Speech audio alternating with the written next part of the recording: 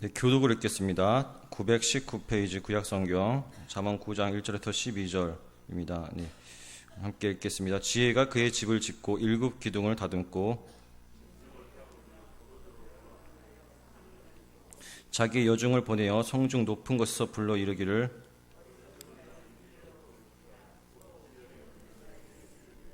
너는 와서 내 식물을 먹으며 내 혼합한 포도주를 마시고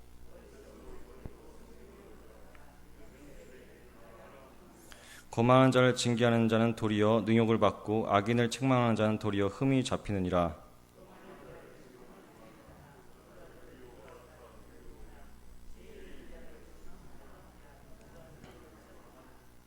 지혜 있는 자에게 교훈을 더하라. 그가 더욱 지혜로워질 것이요 의로운 사람을 가르치라. 그의 학식이 더하리라.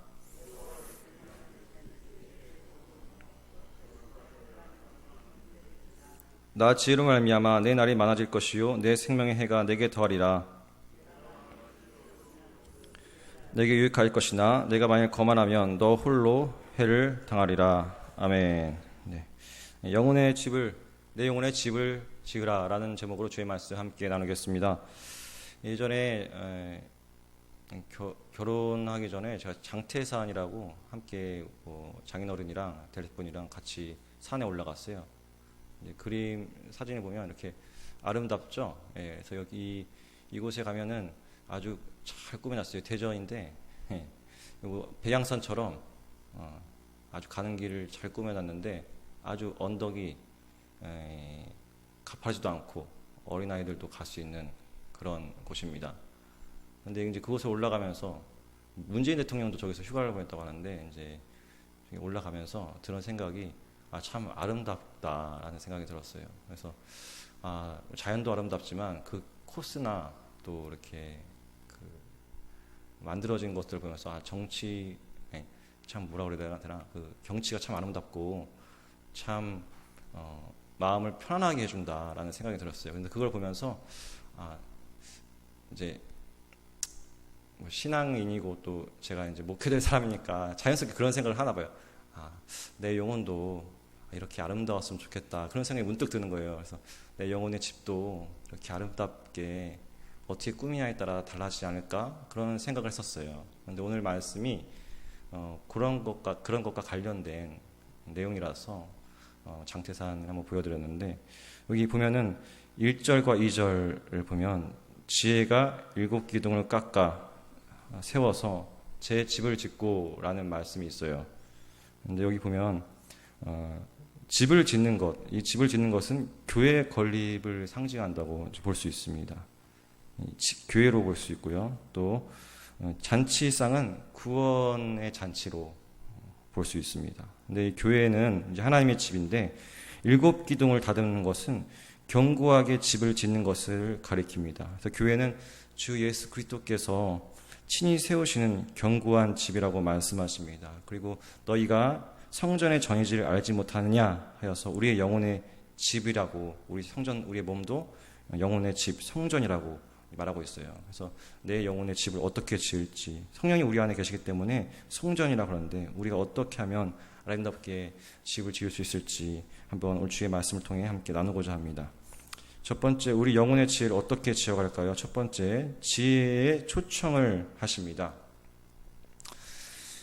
4절, 5절, 6절 같이 읽어보겠습니다. 이거 함께 이제 표준세 번역인데 이거 함께 이 PPT 보면서 함께 읽어보겠습니다. 시작. 어리숙한 사람은 누구나 이리로 발길을 돌려라. 지각이 모자란 사람도 초청하라고 하였다.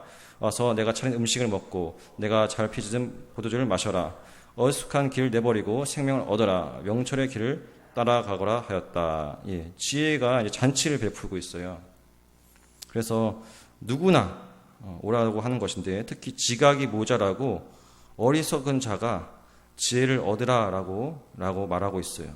지혜의 특징은 여기 포도주의 기쁨을 말하고요. 또 생명을 뜻하고 또 명철을 뜻합니다.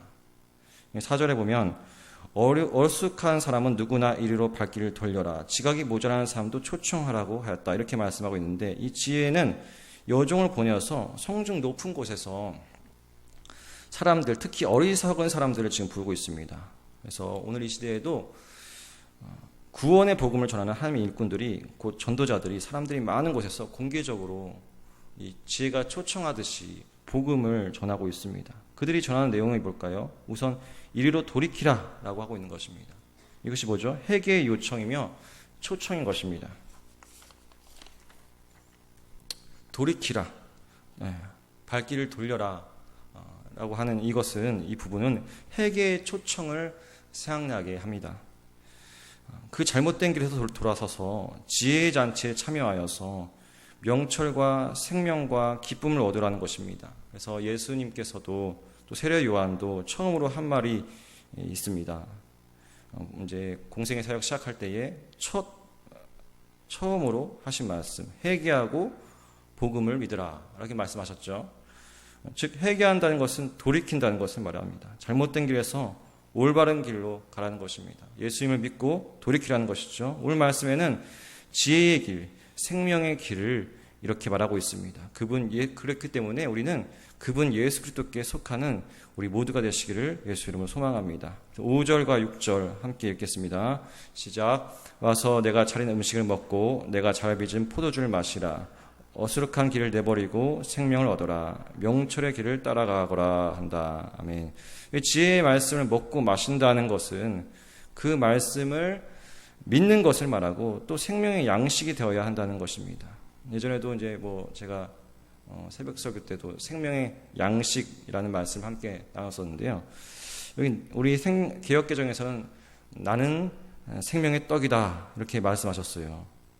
개역개정에서 말하고 있는 이 생명의 떡이다라는 것은 세번역에서는 빵이라고 하고 있어요. 왜 빵이냐? 그 이유는 이제 헬라어로 그들이 빵이라고 표현해서 그냥 그 표현성이 빵이라고 했는데 이것을 우리나라 말로 바꾸니까 떡이라고 한 건데, 사실은 이 의미가 뭐냐면은 그 이스라엘 사람들의 주식이 빵이었거든요. 빵. 그렇기 때문에 그 당시에 그들이 그 조식을 늘 식탁에 먹는 것을 하나님께서는 말씀하신 거예요. 우리가 사실은 떡을 항상 먹지는 않잖아요. 그들 빵처럼. 근데 바꾸다 보니까 떡으로 만든 건데, 실상 우리는 뭘 먹습니까? 항상 밥을 먹어요. 밥. 식탁에 먹는 것이 쌀밥이죠.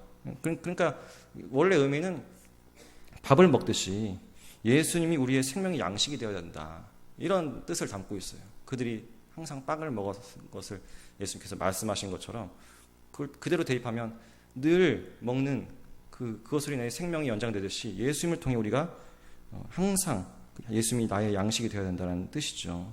그러니까 우리는 뭐예요? 밥심으로 살아간다고 하지 않습니까? 그렇기 때문에 우리 영혼은 예수님이 필요한 것입니다. 예수님과 늘 동행하려고 해야 된다는 것이죠.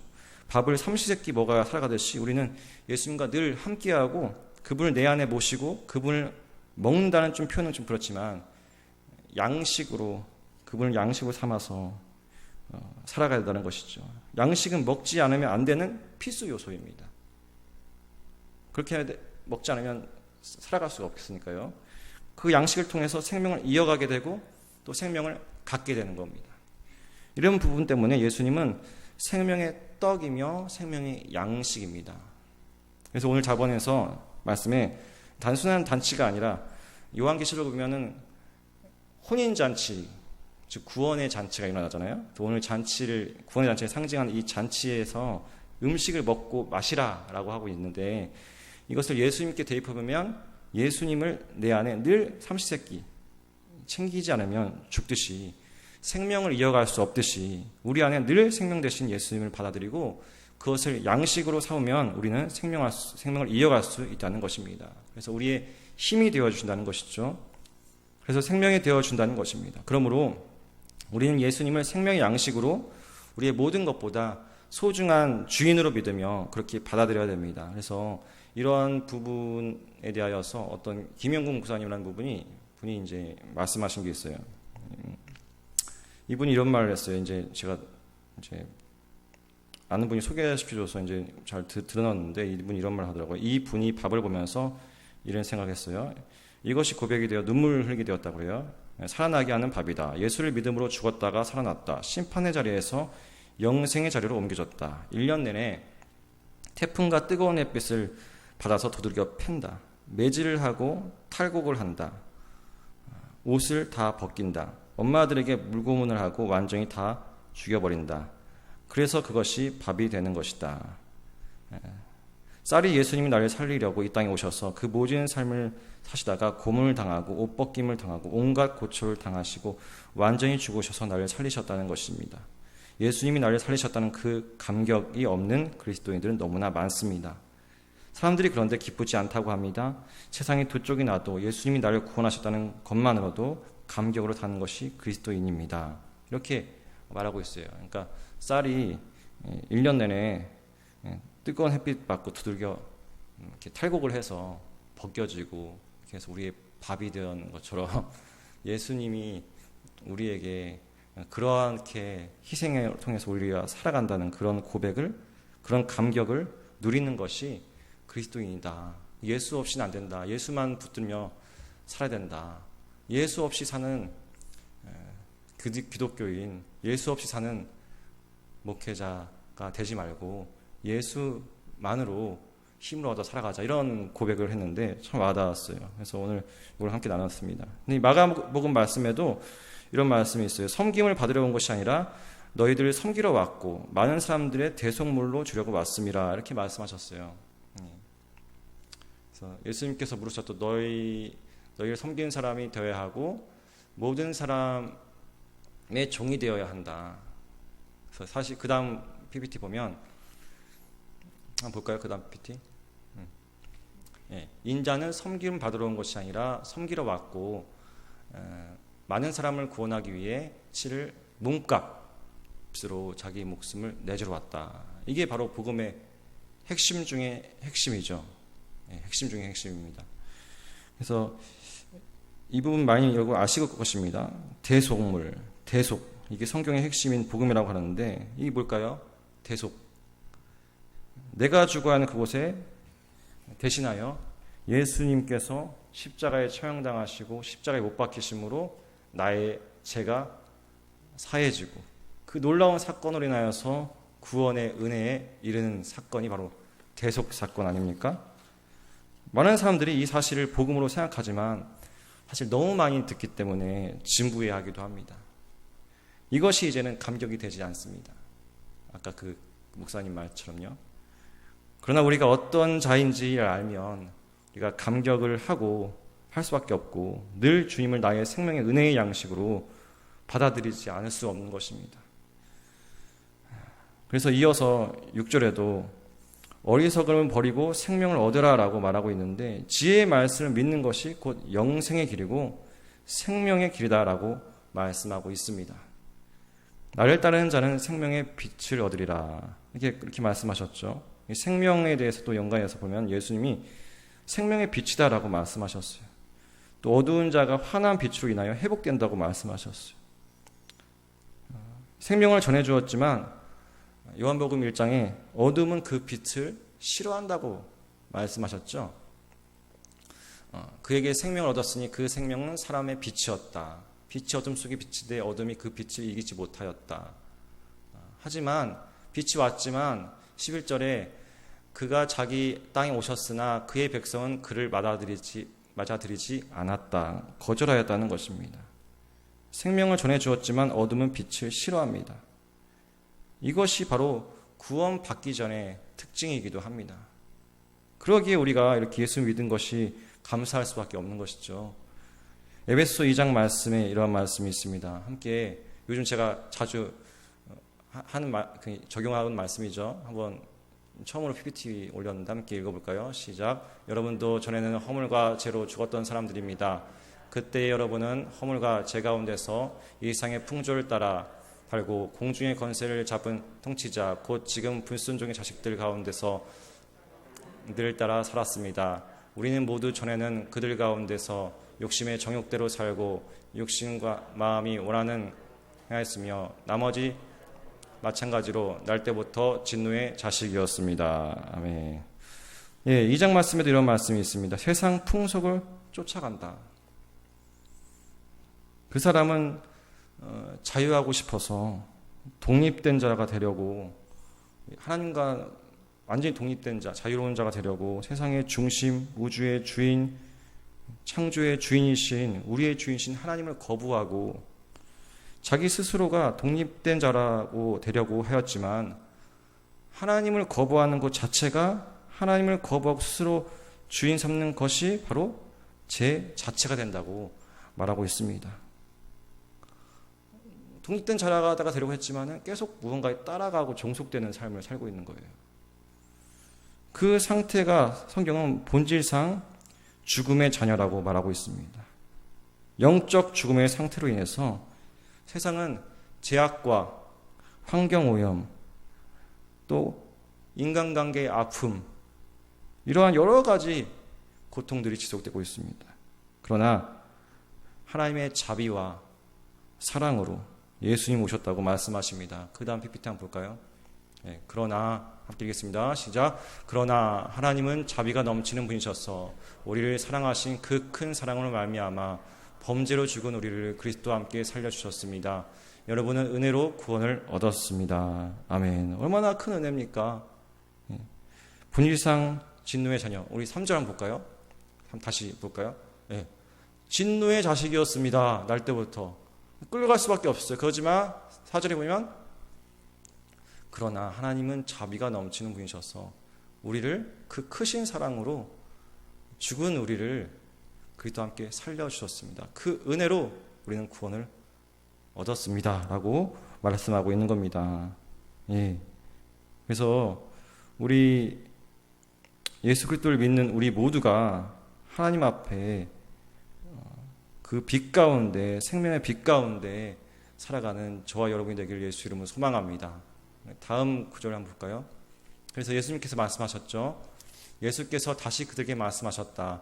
나는 세상의 빛이다. 나를 따르는 사람은 어둠 속에 다니지 아니하고 생명의 빛을 얻을 것이다. 라고 말씀하였습니다.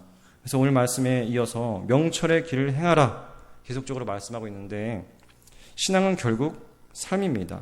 특별히 잔치에 참여하자고 계속적으로 말씀하고 계신데 이 잔치는 성경에서 구원을 말하고 있어요. 요한계시록에서 혼인잔치에 참여하라 라고 말하고 있고 생명의 구원을 얻으라 라고 말하고 있습니다. 그래서 이사야 55장 1절에 함께 읽어보겠습니다. 이사야 55장 1절 시작. 너희 목마른 자들아 물로 나오라. 돈 없는 자도 오라. 너희는 와서 사 먹되 돈 없이 값 없이 와서 포도주와 젖을 사라. 아멘. 예, 오늘 잠언의 말씀과 아주 유사한 내용이에요. 계속 초청하고 있어요. 그 잔치에 나아오라. 돈 없는 자도 와라. 값없이 와서 포도주와 젖을 사라. 이것이 뭘까요? 예수님의 초청입니다. 이 이사야 55장 말씀은 메시아가 올 때의 회복을 이사야는 말하고 있는 것입니다. 예수님이 오실 때 이러한 일들이 생긴다고 말하고 있는 것이죠. 즉 죄악의 길에서 벗어나서 누구나 예수님께 돌아와라. 회개하고 복음을 믿으라 하고 말하고 있고 누구나 예수님의 길로 나아가라 라고 축복하고 있는 것입니다. 그러므로 우리 모두가 예수님 앞에 나아가는 우리 모두가 되시길 예수 이름으로 소망합니다. 두 번째로 어리석은 자에서 지혜로운 자가 되라고 말씀하고 있습니다. 8절과 9절 함께 읽겠습니다. 시작. 거만한 사람을 책망하지 말아라. 그가 너를 미워할까 두렵다.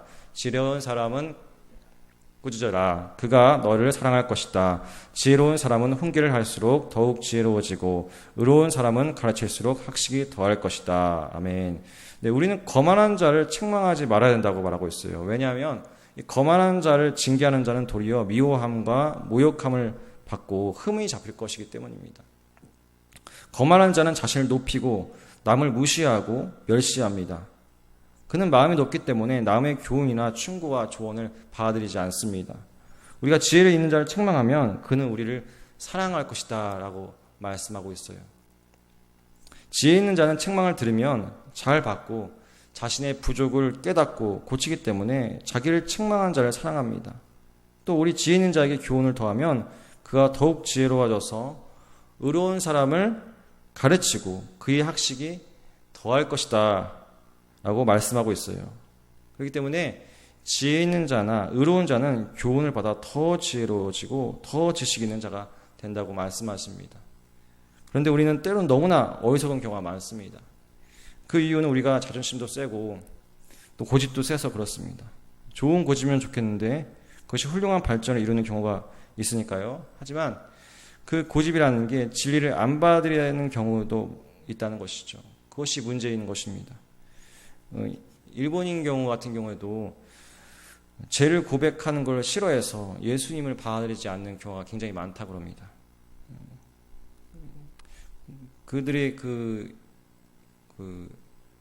생각 자체가 또 전통 자체가 수치심과 약점을 드러내려고 하지 않는 그런 성향이 있어서 죄에 대한 고백이라든지 또 누군가에게 의탁하여 죄를 고백하고 용서받는 것을 굉장히 수치스러워한다고 합니다. 그래서 복음화율이 낮은 이유도 물론 뭐 선교사님들의 정착이 안 돼서 그렇다는 이야기도 있어요. 뭐 외국인 선교사들을 잘 받아들이고 함께 성장해야 되는데 그들을 일찍 내쫓아서 정착하지 못했다는 말도 있지만 이 사무라이 정신이라든가 수출심을 굉장히 좋지 않게 여기는 그런 부분이 일본 사회에 너무나 많기 때문에 예수님을 받지 않는 그런 상황까지 이르렀다고 하는 그런 내용들이 굉장히 많습니다. 이것이 한 반증인데 성경을 받아들이지 않는 것도 어떤 고정관념이 우리에게 있어서 그렇습니다. 고정관념 하면은 또 여러 가지 또 그래프를 보면은 여기 나오는데요. 고정관념, 방해물이 있어요. 예수님께로 나아가는 방해물이 굉장히 많이 있습니다. 여기 이제 그림에 보면 진리로 가운데 하나님께 나아가는 데 있어서 여러 가지 걸리는 것이 맞는 거예요. 교회와 기독교에 대한 잘못된 이미지라든가 또 예수님에 대하여서 믿을 때에 여러 가지 너무나 이 세상에는 지적 장애물이라든가 예수님을 어떻게 이성적으로 믿어야 되는지에 대한 그런 의문점들이라든가 또 실존적 장애물, 하나님은 선하신데 이 세상에 왜 이렇게 악이 많습니까? 라고 그러면서 내 안에 있는 모든 연약함들이나 아픔으로 인하여서 함께 나아가는데 방해되는 요소들이 무신론자들에게는 굉장히 많다는 것이죠. 그래서 코로나19로 인하여서 기독교인들을 안 좋게 바라보는 시선 또한 많이 있었던 것이 사실입니다. 그래서 예전에 간디라는 사람이 이런 말을 했다죠. 예수님을 따르고 싶다. 그러나 기독교인은 그렇지 않다. 뭐 진짜 예수님을 만나려면 어떻게 될까요? 어떻게 하면 이 어리석음에서 지혜로운 자로 갈 수 있을까요? 이 경계선상에서 이 어리석음에서 지혜로 가는 길, 그것이 뭘까요? 어떻게 하면 정말 우리의 어리석음에서 벗어나서 예수님께 나아갈 수 있을까요? 10절에 그 말씀의 대답이 있어요. 함께 읽겠습니다. 시작. 주님을 겨냥한 것이 지혜의 근본이요 거룩하신 이를 아는 것이 슬기의 근본이다. 아멘. 나의 자존심과 하나님을 가로막는 것 다 다를 거예요. 저도 있을 거예요. 저도 있어요. 여러분도 다 있을 겁니다. 왜 없겠습니까? 여러분의 자존심, 여러분 앞 하나님께 조금만 더 하면 하나님께 나아갈 수 있는 영적 돌파구가 있는 그런 부분이 있는데 뭐 두려움일 수도 있고요. 또 과거에 기도하다가 실패했던 모습도 있을 수 있고요. 조금만 더 하면 되는데 여러 가지가 방해거리가 있다는 거예요. 근데 오늘 나의 자존심, 알량 같은 자존심, 하나님의 가람한 것을 내려놓을 필요가 있는데 그 어떤 방해물이 있던 간에 오늘 말씀에 그 방해물을 제거하는 방법을 오늘 말씀에는 여호와를 경외하는 것이다 라고 말하고 있습니다. 이 경외한다는 것은 무엇일까요? 두려워한다는 것이죠. 하나님을 두려워하여서 하나님을 온 만물의 창조주시요 내 인생의 주인이심을 인정하고 믿는다는 것이 하나님을 경외한다는 것입니다.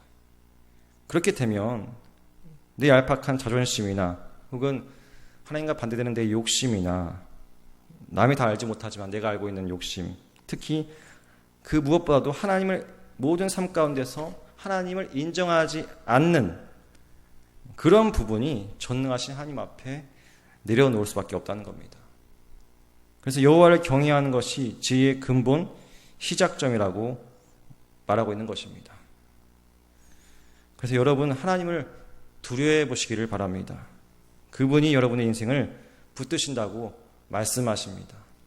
그래서 예수님께서 지혜로 우리를 초청하고 계시고 먹고 마셔라, 와라.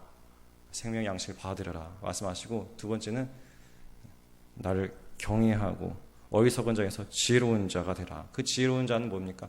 하나님을 경외하는 것이죠. 그래서 출애굽기 말씀에 모세가 하나님 만났을 때 한번 말씀하셨죠. 한번 읽어볼까요?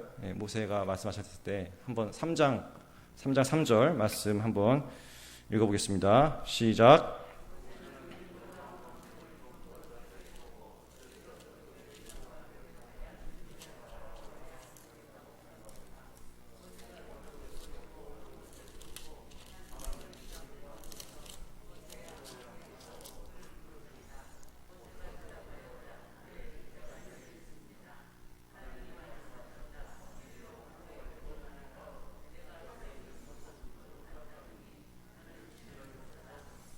네, 내가 선 곳은 거룩한 곳이니 내 신을 벗으라 라고 말씀하셨습니다. 네. 우리도 이 모세처럼 하나님 앞에 하나님을 경외하여서 나의 신을, 나의 욕심의 신을, 또 나의 의심의 신을, 여호와를 경외하지 아니한 때 묻은 그런 모습들을 다 내려놓고 떨기나무 앞에, 여호와 앞에 무릎 꿇고 나의 신을 벗었던 그 경건한 모습을 회복하는 저와 여러분이 되기를 예수 이름으로 소망합니다. 그래서 오늘 하나님께서는 사랑의 하나님이시면서도 경외해야 할 하나님이신 그분이 우리를 사랑하셔서 십자가를 지셔서 구원하셨음을 다시 한번 기억하여서 예수님 안에 거하는 우리 모두가 되시기를 소망합니다. 요한 1서에 하나님의 자녀된 모습을 이렇게 얘기하고 있어요. 한번 읽어볼까요? 시작. 아버지께서 우리에게 얼마나 큰 사랑을 베푸셨는지를 생각해 보십시오. 하나님께서 우리를 자기의 자녀로 주셨으니 우리는 하나님의 자녀입니다. 아멘. 예, 하나님을 알지 못하기 때문입니다.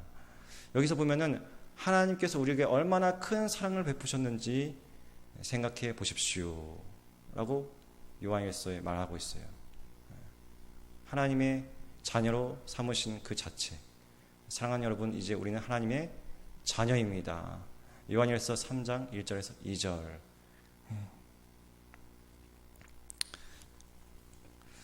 세 번째로 어리석음에서 벗어나라라고 말씀하고 있습니다. 잠언의 특징을 말한다면 이제 비교하는 거거든요. 어리석음과 지혜, 이게 반대되는 것을 통해서 지혜가 더 부각되도록, 지혜가 정말 무엇인지 알려주는 것이 이제 잠언의 특징이에요. 그래서 어리석은 여인이 나오는데, 이 어리석은 여인은 모든 인간을 뜻하고 있어요. 여기 나오는 떠들며 말을 많이 하지만 지각이 없다고 말하고 있는데, 지각이 없다는 것은 빈소리가 요란하다는 겁니다. 그런 빈소리가 요란하다는 속담이 있죠. 그런 것처럼 지각이 없다는 것은 말만 뻔질을 하지 그 속에 든 것이 없다라는 뜻을 담고 있어요. 그가 미련한 여자는 공개적으로 사람들을 부르고 있어요. 사람들을 초청합니다. 지혜자가 하나님께서 초청하듯이 똑같이 초청하고 있어요. 근데 여기 웃긴 것은 똑같이 발길을 돌려라 라고 어둠이 초청하고 있습니다. 우리 16절과 17절 한번 읽어볼까요? 16절 함께 읽겠습니다. 어리숙한 사람은 누구나 이리로 발길을 돌려라고 소리친다. 지각이 모자라는 사람들에게도 이르기를 훔쳐서 마시는 물이 더 달고 몰래 먹는 뻥이 더 맛있다가 말한다. 예, 여기서 똑같습니다. 아까도 하나님께서 발길을 돌려라 라고 지혜가자가 초청하고 있는데 16절에 어리석은 자가 발길을 돌려라 라고 초청하고 있어요. 하지만 18절을 보면 죽음의 길로 가는 것이므로 끝을 알려주고 있어요. 18절의 끝 스올은 죽음의 그늘, 스올의 깊은 곳이 있다는 것. 이것이 뭐냐면 바로 죽음의 길로 가는 것, 지옥을 말하고 있습니다. 18절에 제가 읽어보겠습니다. 그런데도 어리석은 사람은 죽음의 그늘이 바로 그곳에 드리워져 있다는 것을 모른다. 그 여자를 찾아온 사람마다 이미 스올의 깊은 곳에서 있다는 것을 그 어리석은 사람은 알지 못한다. 네. 특히 17절에 몰래 먹는 빵이 더 맛있다. 물이 더 달고 훔쳐서 마시는 물이 더 달고 이렇게 말하고 있는데 이러한 유혹들이 우리에게 있다는 거예요. 그럴 때 우리는 이러한 위험 가운데 있을 때 어떻게 됩니까? 예수님께 나아가야 될 줄 믿습니다. 요한일서 말씀에 함께 읽어보겠습니다. 시작. 우리가 죄가 없다고 말하면 우리는 자기를 속이는 자요 진리가 우리 속에 없는 것입니다. 우리가 우리의 죄를 자백하면 하나님은 신실하시고 의로운 분이셔서 우리의 죄를 용서하시고 모든 불의에서 우리를 깨끗하게 해주실 것입니다. 아멘. 네, 모든 불의에서 깨끗하게 하신다고 말씀하십니다. 그분이 바로 예수님이라고 말씀하십니다.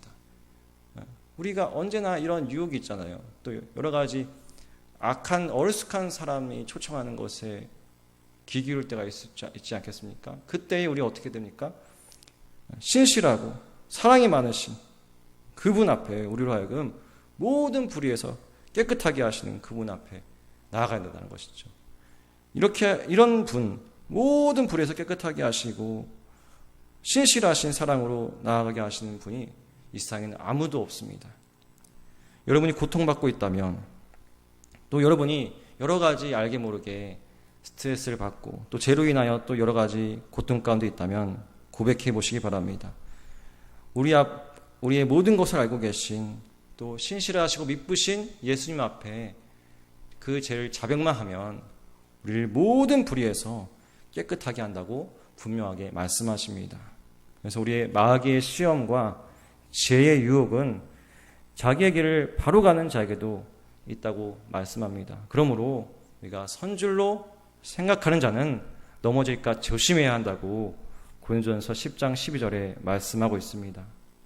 예수님께서 말씀하시기를 시험에 들지 않기를 기도하라 라고 말씀하셨습니다. 그러기에 오늘 이 말씀, 이 어리석은 초청에서 우리는 어떻게 벗어날 수 있겠습니까? 우리는 미쁘시고 의로우신 예수님 안에서 지혜를 얻으시기를 예수 이름으로 소망합니다. 우리의 지혜 초청은 예수 그리스도께 속해 있습니다. 그래서 오늘 말씀 함께 나누는데요. 지혜 초청, 지혜로운 자의 특징과 과정, 또 어리석음에서 벗어나는 방법 함께 나누었습니다. 주 안에서 오늘도 예수 안에서 함께 주와 동행하며 승리하시는 저와 여러분이 되기를 예수 이름으로 소망합니다. 함께 기도하시겠습니다.